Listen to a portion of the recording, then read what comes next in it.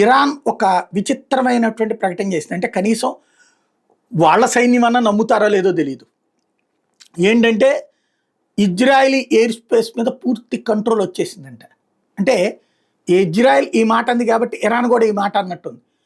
Iran air space అంటే control అంటే ఏంలే, ఇరాన్ భూభాగంలోకి దర్జాగా వెళ్ళటం, 4 బాంబులు వేయటం, రావటం. ఇరాన్ ఏం చేయలేకపోతుంది, ఏ డిఫెన్స్ ఏం పని చేయట్లేదు. అట్లాగే వీళ్ళు కింద నుంచి పైకి పేల్చలేకపోతున్నారు. అది కంట్రోల్ అంటే. వాళ్ళ గగనతలం మీద మనం స్వేచ్ఛగా ప్రయాణించడం. అదే ఇరాను బాలిస్టిక్ మిసైల్స్ వేస్తూ కూడా 95% మధ్యలోనే పేలిపోతుంది. ఒక్క 5% అక్కడ జరుగుతుంది. అప్పుడు కమాండ్ ఎట్లా అవుతుంది? వాళ్ళ ఐరన్ డోము, వాళ్ళ అదర్ సిస్టమ్స్ పర్ఫెక్ట్గా పనిచేస్తున్నట్టు కదా, చిన్న లోపం ఉన్నదాన్నే వీళ్ళు వాడినట్టు. కానీ ఇజ్రాయెల్ ఎయిర్ స్పేస్ మీద మా కంట్రోల్ ఉందంటూ విచిత్ర ప్రకటన చేసింది.